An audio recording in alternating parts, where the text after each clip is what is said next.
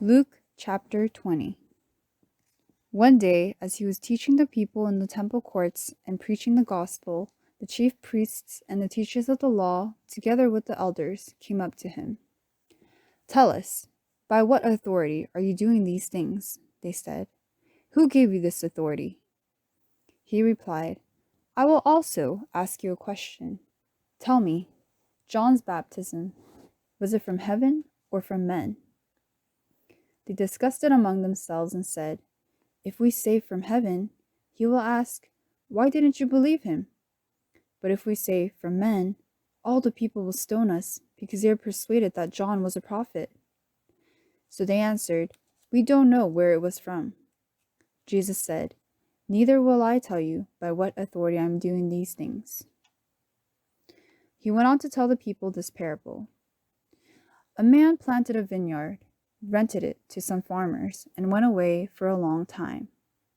At harvest time, he sent a servant to the tenants so they would give him some of the fruit of the vineyard. But the tenants beat him and sent him away empty-handed. He sent another servant, but that one also they beat and treated shamefully and sent away empty-handed. He sent still a third, and they wounded him and threw him out. Then the owner of the vineyard said, "What shall I do? I will send my son, whom I love. Perhaps they will respect him." But when the tenants saw him, they talked the matter over. "This is the heir," they said. "Let's kill him, and the inheritance will be ours." So they threw him out of the vineyard and killed him. What then will the owner of the vineyard do to them? He will come and kill those tenants and give the vineyard to others. When the people heard this, they said, "May this never be." Jesus looked directly at them and asked, "Then what is the meaning of that which is written? 'The stone the builders rejected has become the capstone. Everyone who falls on that stone will be broken to pieces, but he on whom it falls will be crushed.'" The teachers of the law and the chief priests looked for a way to arrest him immediately because they knew he had spoken this parable against them, but they were afraid of the people. Keeping a close watch on him, they sent spies who pretended to be honest. They hoped to catch Jesus in something he said so that they might hand him over to the power and authority of the governor. So the spies questioned him. "Teacher, we know that you speak and teach what is right, and that you do not show partiality, but teach the way of God in accordance with the truth. Is it right for us to pay taxes to Caesar or not?" He saw through their duplicity and said to them, "Show me a denarius. Whose portrait and inscription are on it?" "Caesar's," they replied. He said to them, "Then give to Caesar what is Caesar's, and to God what is God's."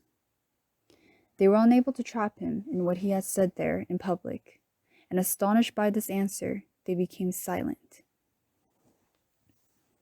Some of the Sadducees, who say there is no resurrection, came to Jesus with a question. "Teacher," they said, "Moses wrote for us that if a man's brother dies and leaves a wife but no children, the man must marry the widow and have children for his brother. Now there were 7 brothers.